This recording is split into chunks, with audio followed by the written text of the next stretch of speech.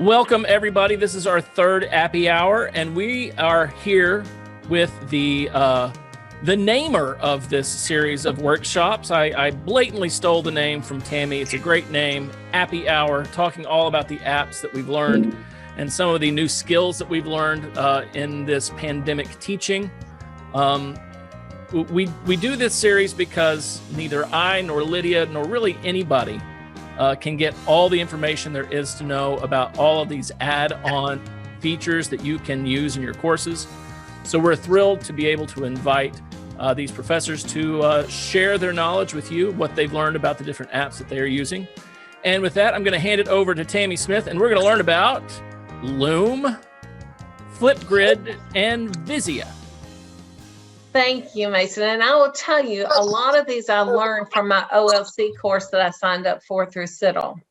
And that has really helped, even though I was resistant at first, but it has really become beneficial. It's a great collegial opportunity to learn what other people are using and to use their ideas and steal them, which is always wonderful. So some of the things I'm going to show you, and it'll be as long as we want it to be if you want to ask questions. The first one I'm going to show you is called Vizia. And Vizia is a way to go to a YouTube video and insert questions so that you know that the kids are watching the video. It could be, what color shirt is he wearing? Or you could go as far as ask questions regarding the video. So I went to, it's very easy to do. It's vizia.co. You set up an account, it's free, and you just go and embed your videos in here. And I did the thriller one because I wanted to find something Halloween. So I'm going to show you a trick of the trade that some people don't know, but I'll tell you. This is one of the favorite things of my grandchildren right now. But when you pull up a YouTube video, you have all this stuff over here on the side. So it came up one day because I had a teacher that had some inappropriate things pulled up here in their search engine, and the kids were upset. So we found out that if you go up here by the word watch and you type in _ pop-up and push enter, this is what your YouTube video looks like. You have none of that junk on the side now. All you do is you go to the word, I'll go back and show you one more time, where it says watch ? Stop. Surprised it's not John Ossoff asking me to vote for him. _ the word pop up. That's it. Push enter. There's your full screen. That's the freebie there. So when I went to do my Vizia, I went to YouTube. I pulled up Thriller 13 going on 30 because I love that movie. And I embedded me some questions down here. Now you can do a quiz, you can do a poll, you can do a response or a call to action. So when my kids come to look at the video, I send them this link that says share. They can go and skip to the questions. It depends on what my questions are, how bad I want them to pay attention, and go ahead and answer them, or they can watch the video. So if we go here, I know everybody wants to watch this because I enjoy it too. But if I skip to my first question, I gotta go. I'm sorry. Let me back up. That was me. So if I skip to the first question, I can see that I have asked a quiz question. If I can click on it correctly. How come when you go to show these things, it never works? Okay, so I have embedded quiz questions. I have embedded a poll to see if anybody knows the dance. And when I go to find out what my answers are, I click a CVS and it pulls up a document where I can see who has answered it, what time they watched it, what their answers are, and I can grade it. And I can see whatever they answered, which is great. And if you go ahead and download a grading app, it can grade it for you. But in my Excel spreadsheet, it tells me when they watched it and how they answered it. In order to get it to do this, when you embed your video up here and you go ahead and start setting it up, you've got to do a gate video. This makes them sign in before they can watch the video. So I put in Tami and I run her email. That way on my spreadsheet, it tells me who I am and what my answers are. So that's Visio. Learned that at my OLC. So thank you, Mason. That was an easy one for me. The next one that I use is Flipgrid. Flipgrid is a great discussion question for any of my students. I can group them. I can make them answer a response. I did it at the beginning of the semester and had them introduce themselves. So it's a video recording that they make of themselves. It can be as long, up to 10 minutes long. So a lot of people are using them for reports in class on the digital learning. Or I set it for 90 seconds. So you've got 90 seconds to tell me who you are, where you're from, what's your major, and something very interesting about you, because I'm bad with names. Then they go in and watch each other's and they have to comment back to it. So just to show you, let me pull one up that we've done. Okay, this, I'm sure that Whitney won't mind if I show you this, hers. So she's gone on, she's had her assignment. She's recording her answer, and she was observing a class, and I can give her feedback here through an email link.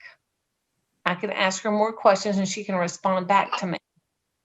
You can put on closed caption, which is really helpful for kids that are hearing impaired, or I do have some visual learners that need to see it. That's Whitney doing one. And this is what they were supposed to do. That I typed this in beforehand. I told them that they need to record a response saying which student they observed, what behaviors they observed, how would you collect data, and why would that data be important. So when I go to share this with them, I get a link that I can post to Canvas, and I put it in my announcements. So in my announcements for them, let's see if I can find one real quick. Mason also told me how to add Flipgrid over here on the side, which is very helpful, but it's easier for them and less obtrusive if I go ahead and just put the link in my announcement for them. So I'll end up putting the link in here. And then the last thing I want to show you is a Google extension. It's called Loom. I absolutely love Loom. I've had the most fun doing my Loom videos where I record myself showing something, anything that's on your screen. So the first one I did my syllabus. And you can listen to my entire syllabus and see what's going on there. It's 45 minutes long. I don't know if anyone wants to listen to my syllabus, but I can always tell the kids that's in my syllabus and you're welcome to go back and listen to it. So each week, this is my online class, and it was online. It's not my COVID class. It was online prior to this. These are my music kids that can't fit in their schedule to come into the class face-to-face. So every week I do a different announcement. It's a Loom video, and it will explain, let's see, let me go to RTI. And this one was long. But you'll see my little face comes up and my whole background is here. Let's see if I can stop my voice. But I can scroll, I can change my tabs. I can go through and I can click on any of these hyperlinks to explain it to the kids. But they see my face and they hear my voice. And it has made it so much more personal. And I can make sure they understand my directions. So they may email me and say, I don't really understand this. And I go, okay, I'll do another Loom announcement to explain it once again. It's very easy to do, very unobtrusive. So that is a Loom video, and I highly recommend them. And the first professor I had on my OLC class, Betty Jo Boucher was her name, and she used the Loom video. That's where we first saw it. And we fell in love with it, and I've used it ever since. And I've even had the kids, the ones online, that if they're turning a paper in me, they have to do a Loom video to explain their paper to me. I can read it, but I want you to explain it, and then they can share their link, and everyone else can hear it too. But it's a Google extension, so once you go on Loom and add it, you'll see next to your toolbar up here, you'll have this little flower icon. That's your Loom. Whoops, I've been denied access because I'm in a meeting. But that's your Loom, and I can record anything on my screen. But you have to remember it's a Google extension. So if you don't see it up here, go to your puzzle piece, and I'll show you all your Google extensions that you have downloaded. And then you'll get the little flower, and you'll be ready to record. You can redo it 5 million times.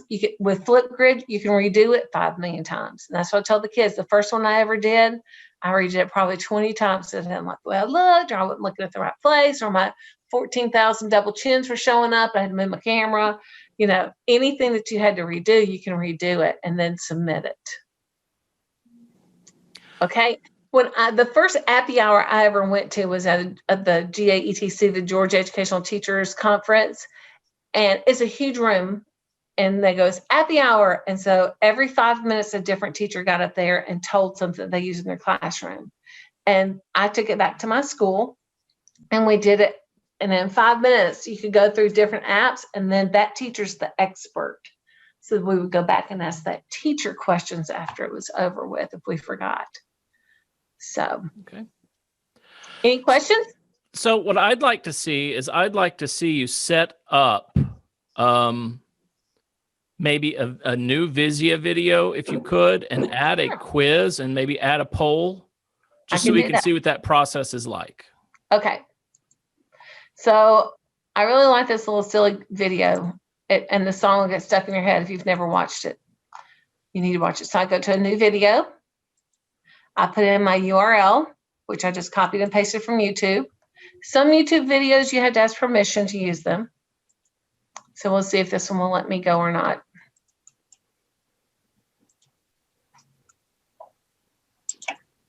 Yeah, see how easy that is? Like I say, I wonder if because you have the embed code, is that why? Do you need like the actual just raw link? Good point. I have my John Ossoff hush.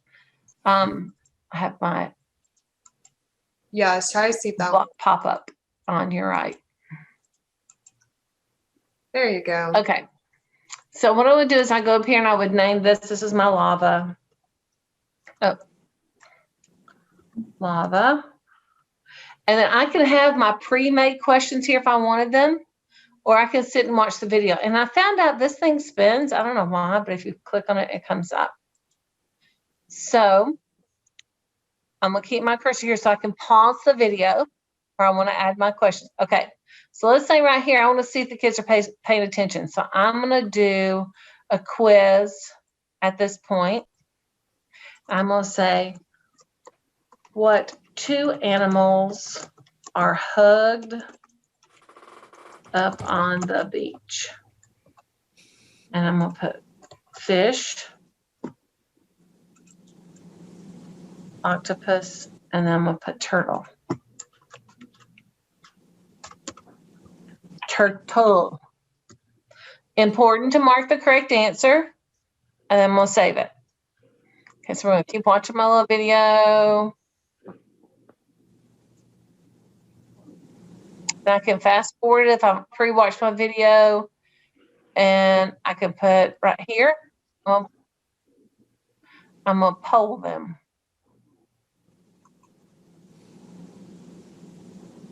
I'm going to help us in the song. Okay, so my poll is going to be,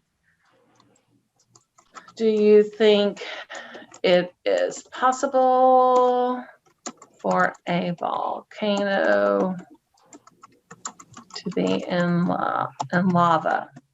Because this whole thing is about lava. And I'll put yes or no. I don't have to mark anything because I'm doing a poll.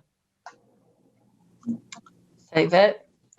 And then I can go on and on. Remember to do the gate down here. So they have to sign in so you can see who they are and what they're answering. What is a call to action? Well, let's see what it says. Type a prompt, a button label or a button URL. I guess it would be I haven't ever used that one. It's probably like a click this link to donate $20 to my retirement fund. Oh, that's good. Buy me a coffee. Yeah. Probably. Or like this video or something. So I did the gate, so they have to sign in when they get there. I'm gonna go over here. I'm gonna push my share button, so I have the URL, and then I can send it out to people. So when I go to do it, I have to type in Tami. Oh, let's do Jake and get them all wrong. Just kidding. Can you do it as an embed code? Yes. Do you know And if then- there's limits, Tammy? Because I was just thinking, like, I have a lot of videos that my first year students use. And do you know if there's any like limitations or like copyright issues or anything like that? Like if I put it into like our blueprint in Canvas, do you think that would be an issue? Are there any limitations on this? The only thing I have found is if some of the YouTube videos you have to ask permission to use them. Like there's a funny one about a cat jumping up on the counter and hitting aluminum foil that I wanted to use, but I never could get permission to use it. Those are the only things I've ever found that have been a problem. Okay. And then, like I say, once we answer it, we can go to I can go back to my videos. I'll just go to my Thriller one because I don't think I just saved that right then. And then I can go and download it in CVS and get my answers. Ah, I okay. can create the whole kit and caboodle. So it's very user friendly. You can't mess it up. And there's a million YouTube videos to tell you how to use it exactly. But I'll be glad to help you. I've been using it. I think the first time I used it is I did some of the hardest hits in football. So when my football players showed up for study hall and they didn't have anything to do, I made them watch this and do a quiz so that they're busy. And I made the questions harder, of course, but they were engaged, and it made them do some writing prompts.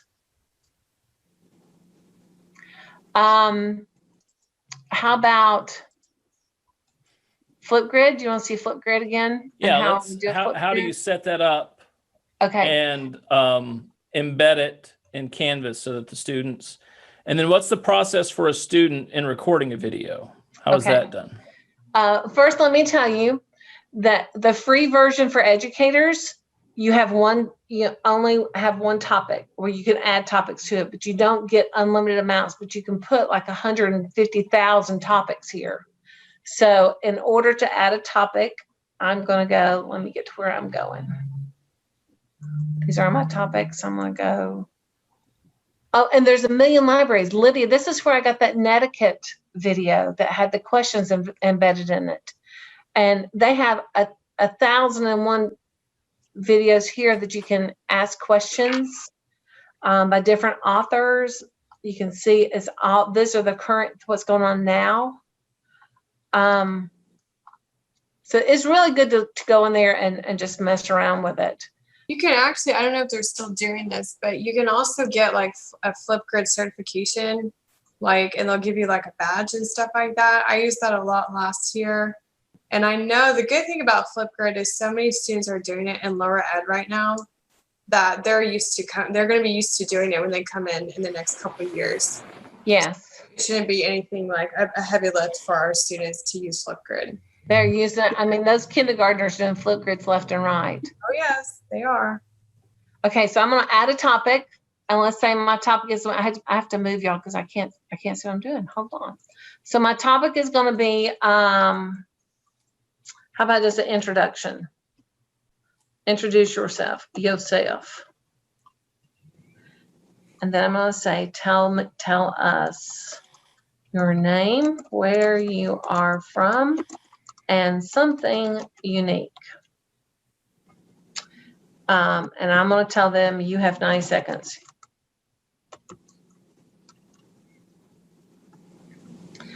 Down here, I can change my time to go up to 10 minutes. But here's the kicker that you got to remember to do. Right here, I found out you have to put at students.reinhardt.edu. And then you can put at reinhardt.edu for us. or they have to have a code. Then I create my topic. Here's what I send to them. This is what I copy and embed in my announcements. And now I'm all set for them to come and record their video. So if I'm going to record a response, I said, well, if I'm on Zoom, let's see what it does. Probably won't. Oh, okay. Let's see. No, my camera's already being muted. I can send you all a link and let you do a recording. It's very, very easy. My kids have learned how to put emojis on their face if they need to. They'll do a frame around their picture. I had one that made hers like the CNN news stand where it had the ticker tape and everything at the bottom. They've been real creative with it. So it's really been fun. I think the kids have enjoyed it. Can you explain again what you meant about the number of topics and a free account? Okay. So when you first sign in, it's going to tell you that you have a free account, but you can't. A lot of people have libraries like this is a wonder of the day. Well, we only have topics unless you want to pay for it. You can have unlimited topics. So when I go to my discovery, I just type in a new topic every time and I don't have to pay for anything. Okay. Then I can share it. I can have the kids go and my favorite one is when they go and respond to each other with a video. They say, you made a very good point, but I would. You can have them argue via this, argue their points, convince me one way or another. And because they're seeing a face, my online kids get to know their colleagues in their class, their peers. And so that interaction is there and that buy-in as to, the class family situation. It's very easy to do. Hey, Tammy, this is great because I didn't use it because of that issue. It came up and said I could only use it once. And so I said, well, that's not helpful. And I really don't want to pay for one more thing right now. Just keep adding your topics. Okay. But they can only show their face. It's not like they can show like something they did or.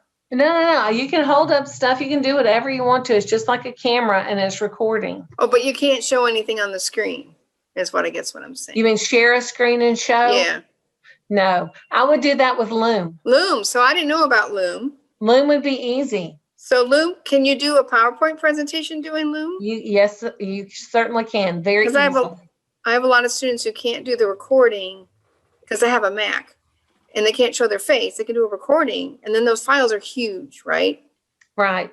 And there's an issue getting those all onto my Canvas. So, and I do my Loom on my Mac, so it will work.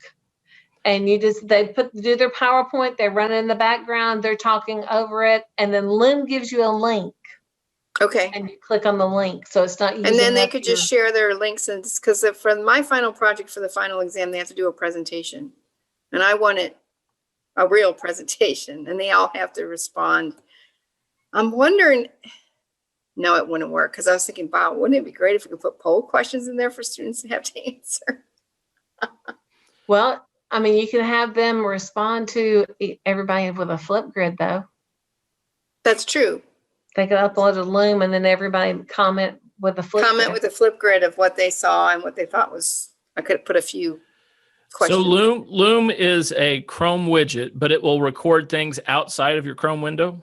Oh, yeah. Okay. So it's a lot like you have on your desktop. It's a lot like Screencast-O-Matic.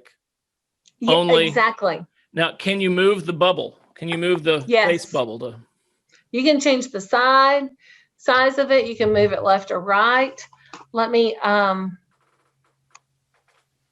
me do a Loom. When I did my Loom for my announcements, I have my face up here at the top because my camera's at the top. I don't want to be looking down. I can move it to the left or to the right, and I can change the size of it. And I mean, it's been great. I've really enjoyed it. So easy to use. Then you just copy the link and upload it. I wanted to say with Flipgrid too, that's actually part of our package with Microsoft Office. If you go into more apps when you log into your Office 365 account if you look, it's going to be located in those apps. So you guys already have access to it. You don't have to sign up for a new one. And like Tammy said before, you can integrate it into Canvas, but I found that it doesn't always work well either. So I just embed the Flipgrid code here, the one that says copy, and I just paste it in my announcements. Have you used Screencastify before? Because I was going to ask you too about the difference between, I use both Screencastify and Screencast-O-Matic. What do you like about Loom in particular? I have never used those.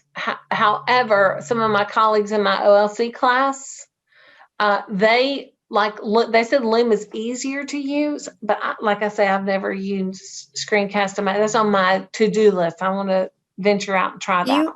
I would think it would be easier if you don't, because you won't have to download anything. Am I correct? Do you have to download something to use Loom? You just install it as a Google extension. In a sense, yes, you have to install the code, and it lives with your browser, but it's not like you're installing software. It's like you would with Screencast-O-Matic. I think even Screencast-O-Matic is a extension. Yeah. Plugin.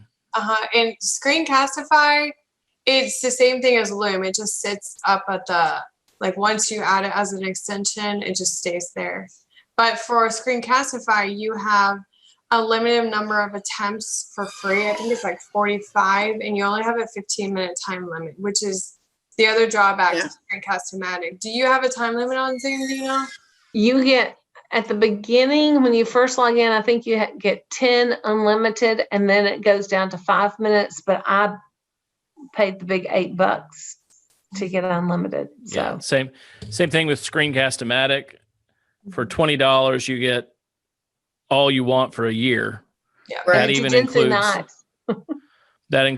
things like bump music and other title effects. So I think it's, at least with Screencast-O-Matic, it's well worth the money.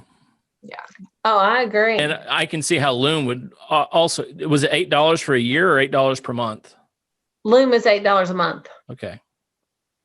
But it's 100% worth it to me. Faculty enrichment funds. It's great. 9 times 8 is, let me think, 72. You're close. That's my math. You're ready for Math 100. I am. So, it's not, all these programs are great. And if you're bored on Sunday and you have power, if you'll go to the Ron Clark Academy, the first of every month they do a staff development, and all their teachers are on there showing what is the new kicks and giggles they're using in their classrooms, every subject. And if you ever saw Ron Clark, he's a weird bird. He is a typical middle school principal, is full of energy and kind of nerdy, but the buy-in is unreal. Hey, Tammy, what was that website again? This is Leanne. Hey, Leanne. Which one? The one I just said? Yeah, the one that has the staff showing. If you're on Facebook, you can go to Ron Clark Academy. Okay. And then they post it with, let me look it up real quick. Let me show you my Facebook. I have so many. Academy. And Ron Clark is in Atlanta, and it's amazing what all he does. But he'll start telling you tomorrow night, 6 p.m., there's your time alert, that they're going to do Amplify Voices. Okay. They record it and they replay it. He's got, I'm telling you, some of the great technology stuff on there. And they do giveaways. Of course, they're also asking for money because they're 100% scholarship, the kids there. But do you get good feedback from your students utilizing the Flipgrid and the other? Do they seem to enjoy it? The first time they did Flipgrid, they were a little wigged out because they're recording themselves and seeing themselves on screen. Now they are so hams. Once one person learned how to do an emoji or put something up there, it's like, let's see who can top that one. So They love it. They would rather do a Flipgrid analysis of something than anything else, even if they have to write it down. The Loom, the first time I did it, I think they thought I was crazy, and now they almost rely on it because not only are they getting it in writing, but they're also hearing the directions. It sounds awesome. Thank you for doing this. This has been very interesting. Oh, good. They're both easy programs. If you have any problems, you're welcome to email me. I'll walk you through it. Okay, great. Thank you. You're welcome.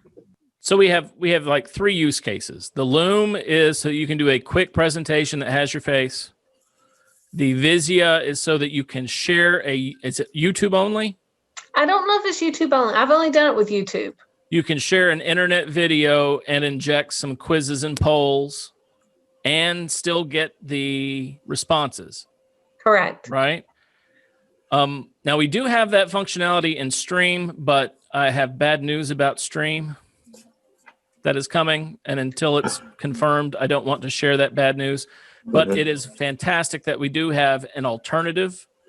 If we need to, if people have been embedding quizzes, that alternative is nice. And then Flipgrid is discussion boards with video instead of typing. Correct. Okay. And Irma, what would be interesting is to see if your kids could record their Loom, put it in Vizia, and embed a quiz for the classmates. That's what I was thinking. Then they'd have to make up their own quiz because it's a final exam. Then they'd have to make up their own quiz for their presentation on their genetic disease that they're presenting on. And know their correct answers. And then, Right. Have you then tried they could that? turn in the stat sheet. I have not tried that. That was just something I thought of sitting here. That would be cool. That's to what I was try. thinking when you mentioned it. I was like, ooh, I'm going to see if I'm going to have to play with it and So- see if I can do Yes. that. If Vizia can actually see Loom videos, right? That's the test. We have to create Right. a The Loom test. video and then So put Tammy, that if you link have in a the Loom Vizia. video you could send me, I could try. Yeah, I can try it, no problem. Yeah, let And- me know because I haven't developed that assignment yet. I'm working on it. That Behind, would but be cool. And at the beginning they could do a poll like their hypothesis. Do you think this is going to work or not? Whatever, and that would give you something. well, it would help me with the grading too because those quizzes would already be graded Yes. in the final exam. Yeah, no, I'm so, fine. Yeah, I'm not a thing Yeah. personally. Yeah. I Okay. like I'll the try idea that a in just lot. a minute and see what we I'm can also do. going to see if if you can take a podcast and put it in there. If and it then has develop. a URL. About podcasts, unless it's a video.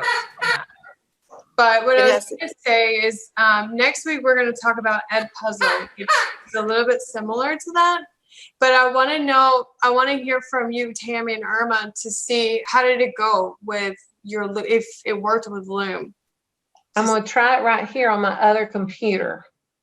Yeah. So Because that would be cool to.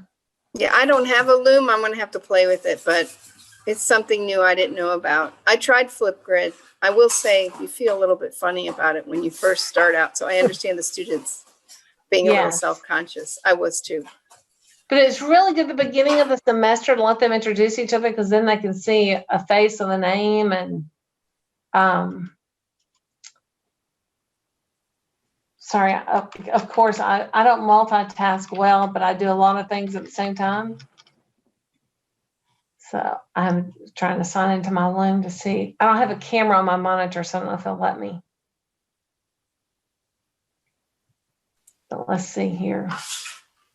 Uh-oh. Vizia. Sign in. Come on, work. New video. My dog is literally chewing up the work I was grading. I got to run for a minute. Oh no. Okay, it's not picking up my Loom. I wonder if I put my Loom on my YouTube channel. Yeah, you could. I think that's what you would have to do is to somehow upload it to YouTube. Will it let you download a Loom video? Will YouTube let me? Will Loom let you, right? Because Loom kind of hosts those videos, right?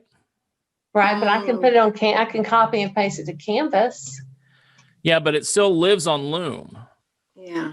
The question is, how do you get it off of Loom and onto YouTube so that Vizia can see it?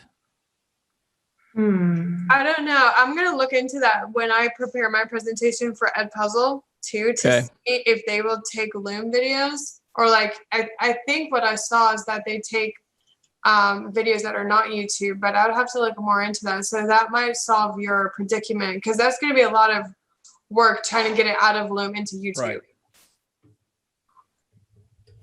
Yeah. Yeah, because what I was going to have students do was go ahead and do a PowerPoint presentation and then put it into YouTube. Can you send me a link, Tammy, to one of your course. videos? Of course. Okay, that would be awesome. Yeah. I can do that very easily. I'll send you one. This has been fun. And when I watch Ron Clark Academy tomorrow night, maybe I'll get some, or Sunday night, I'll get some more fun stuff. Yeah, thank you for sharing that. My kids, my technology class, they love Ron Clark. He's just enough weirdness. All right. Well, we've got, do we have other questions for Tammy? Quick announcement of what is coming up. Next week, we have 2 Appy hours. You get to be twice as Appy. Jason Jones will be showing us Poll Everywhere and Microsoft OneNote. Lydia will be showing us Edpuzzle.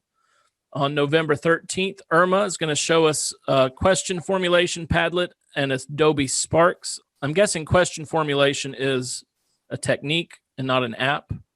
It is a technique, but it's a technique that typically you would do in class. But now we're going to be able to do it using Padlet, so that if you wanted to do it online or you know, for students to do for homework, it's a way to take that technique and put it into Padlet. And then I put it together with Spark Video so that I could put the instructions in there. And you can embed video right into Padlet, which is really cool. Awesome. So following Irma, I will be showing you how to use Spotify and Audacity for musical examples in Canvas. That may be more for the School of Performing Arts, but I found it really helpful in putting excerpts for my listening quizzes and music appreciation and other things to embed them in Canvas pages.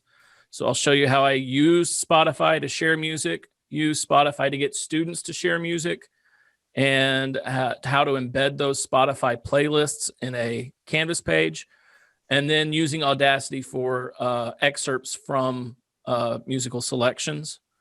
Then on November 20th, I'm going to be telling you everything I learned about the Learning Mastery Gradebook and the many things that I thought that it would do that it won't, and the way I got around my misconceptions of what I thought it would do and what it would actually do. Same thing, you kind of have to learn how Canvas works. You read a description of what it says it's going to be, and it's a little different. Well, it's accurate, but the way you interpret it initially may not be accurate. So some things about the Learning Mastery Gradebook. And then at 4, Lydia will be talking about PechaKucha and Canva. And those are, PechaKucha is a presentation style, and Canva is kind of a easy version of a graphic design program. Comes with some pre-made templates, which are very helpful. So is there anything else to add? Hi, Karen. Hey, I listened all the way up the road. It was great. Excellent. I think the Loom video, I would love to encourage that for next semester, especially if you're digital. Yeah. So that the kids can see your face to introduce yourself at the beginning of the semester. I think that's helpful with the Flipgrids and them introducing themselves. That way they don't feel like you're just a computer. I'm going to use it for instruction. So I do a video every single week because I only see my students once a week. To get them started on Sundays, they get a video from me. And usually I just use, my phone camera and record it. And then I got to move it over and download it to YouTube and then take the link and put it on to Canvas and the announcement, it sounds to me like Loom would be so much easier It is so much and easier. faster, and not take, this other way can take hours by the time you download it, upload it, bring it back down again. And I believe I saw, gives you the link. yeah, I believe I saw embed codes. Did I see embed codes for Loom? Yes. Yeah, that would be great, because Yeah, that's what I 'cause do. embedding is so much better than, I mean, links are great. Yeah, but I like embedding, embed. it's just the player window is right there. They don't ever have to leave the page. Yeah. You can keep Yeah, I them love embed captured. codes. I think that's great. So that's fantastic. The only issue I have now is my students don't listen to them, which is really sad. Oh, the amount that's of time another I thing. spend. Loom will tell you. You can get notified when they listen to it. Oh, you can look on YouTube too, though. Yeah. Which You can't tell how long they've listened to it, but you know that they've Right. logged into it. And if you tell them, I can tell who's logged in, who listened. They usually perform pretty well. Okay. Oh, it tells you who actually logged in to listen? It just says that you don't let the kids know that. It just tells you that they logged in. So you just play the card till they call your bluff. Okay. Nobody's called my bluff yet, so. Okay. Yeah, because I notice on my YouTube videos that maybe, oh no, he's got my work. Sounds like The dog parents. ate my homework. Oh, my dog ate what I'm grading. Oh my God. That's a different one. My dog ate your homework.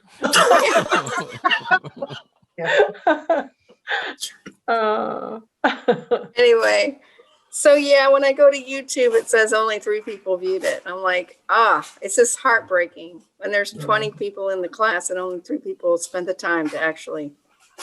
It's only a 3-minute or 4-minute video. No. Okay, well, thank you so much, Tami. No problem. These are great apps because they're simple, right? They're easy to explain. They're not very complicated to explain what's going on with them. They look fairly simple to use, but they have a lot of bang for the buck. You know, Right. There's face presence, teacher presence. There is student presence. And so these are great apps. Thank you so much for sharing that with us. You're very welcome. And I look forward to our next Appy Hour. Again, that's Jason Jones. And I'm going to go ahead and stop the recording now, and we can continue to talk if we want to. Or we can go have a happy hour somewhere.